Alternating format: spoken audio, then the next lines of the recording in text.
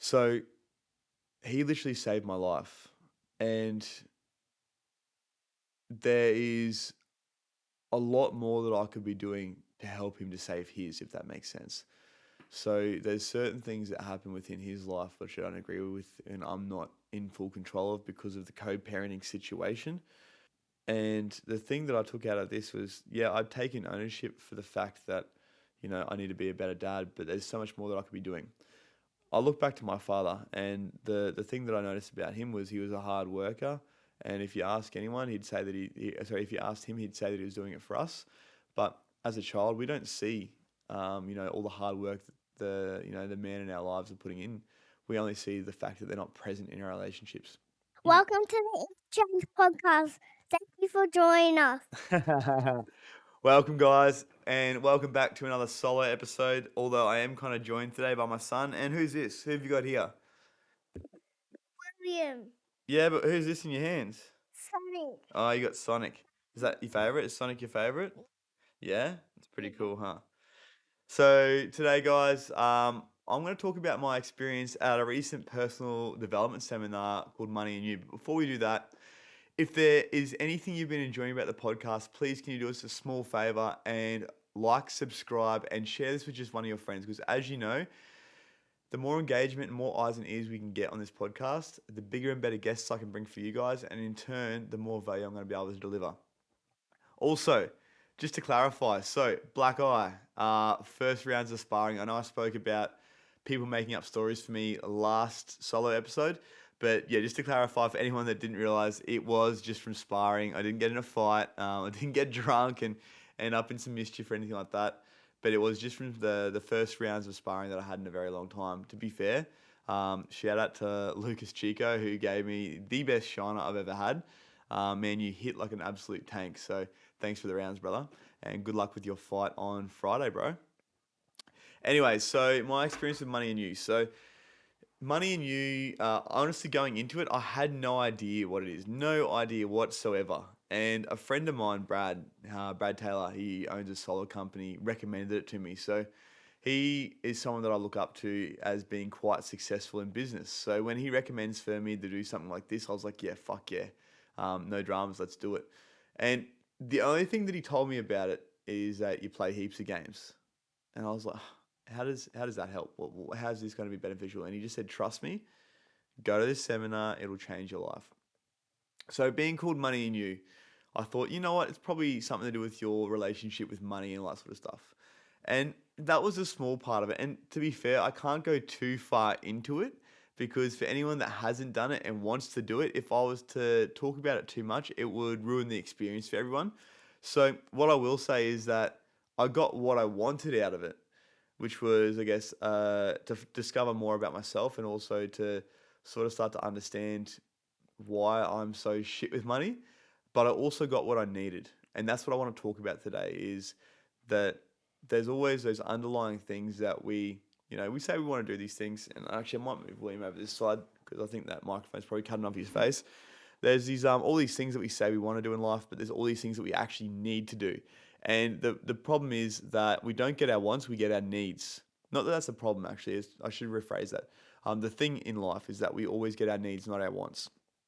So we rocked up on the first day. It was a Wednesday. I was staying up at my mum's house in Brisbane in Kangaroo Point because she was going to Japan.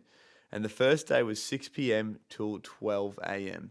So 6 hour day on the back end of an already big day that I was doing with clients in the morning and getting everything ready for me to go to Brisbane. So back to back calls, all the fun stuff. I was pretty exhausted as it was. And the week previous to this, we'd just done the 24-hour paddle for Men of Business, which was a 24-hour event. Once again, no sleep, out on the water. I think the first day, obviously we took it in shifts, but the first day I burnt something close to 8,000 calories. And then the second day, which was, obviously from 12 a.m., this is part of the paddle, till 10 a.m., because we started at 10 a.m. the day previous, was another 4,500 calories or something like that. So big days, lack of sleep.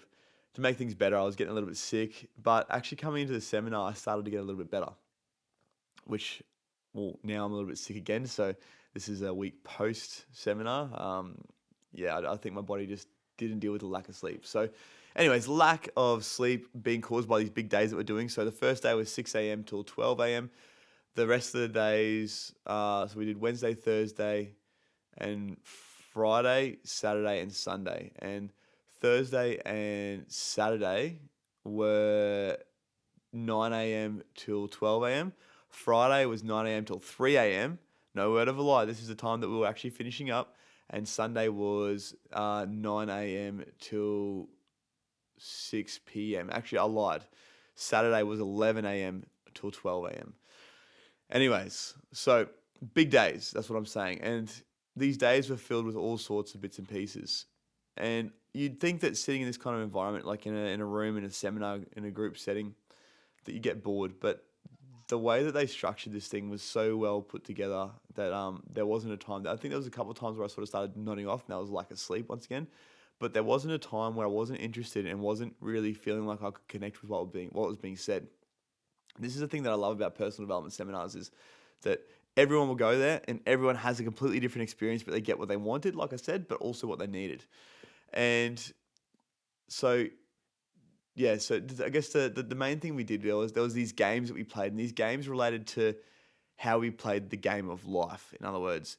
And the idea was that we do it in a low stakes environment to learn about ourselves and learn where we can make improvements and learn where we do things well, so that when it comes to a high stakes environment, e.g., life, we can do the same thing but not make the same mistakes.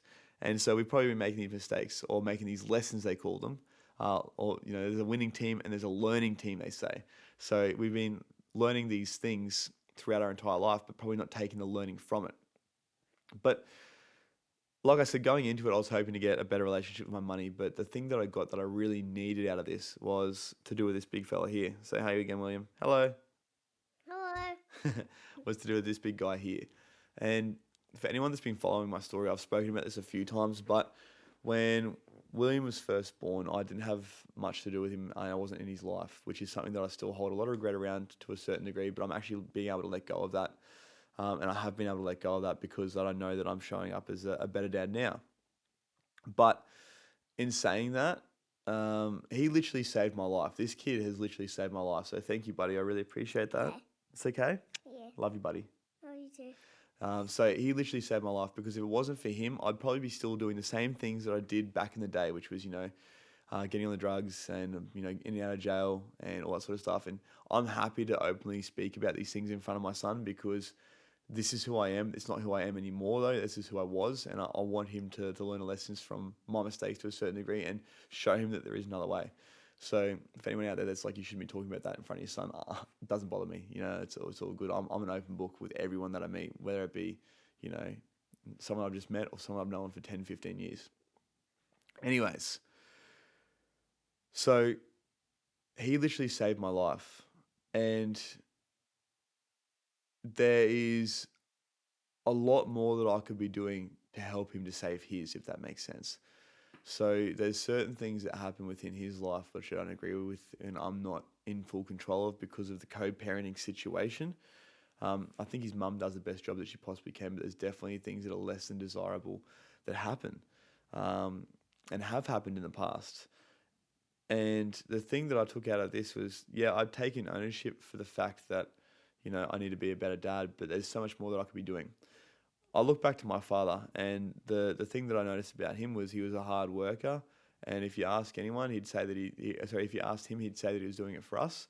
But as a child, we don't see, all the hard work that the man in our lives are putting in.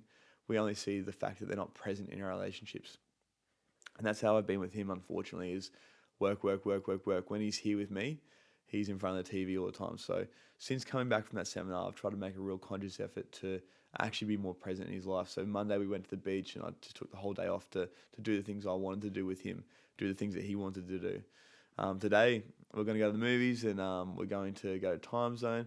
But this is the thing, doing all these gimmicky things, they're great, but it's actually about just being present. So putting the phone down even for me and being able to spend time with him. When we're cooking dinner together and having conversations with him, being open and actually having that feeling within myself that I want to get to know my son. I want to be a big part of his life. I want him to be able to come to me with anything that he feels that he needs to talk about. Like I want him to be open and feel like he can be vulnerable.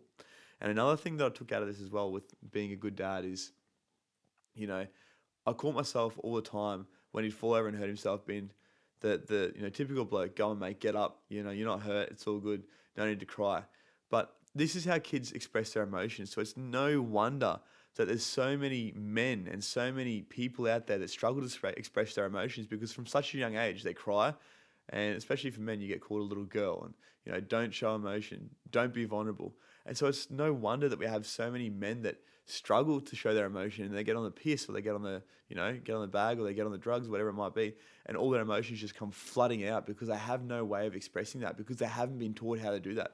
So as men, it is our job to actually teach our children that it's okay to express emotion. It's okay to be vulnerable in the right situations, and it's okay to speak for our authentic selves and speak up and be ourselves and, play into who you want to be.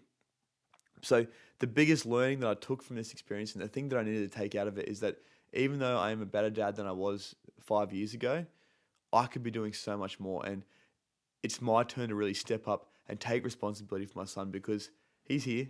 He's not going anywhere, are you, buddy? Yeah. Yeah, you're not going anywhere, are you? No, you're going to be here forever now, are you?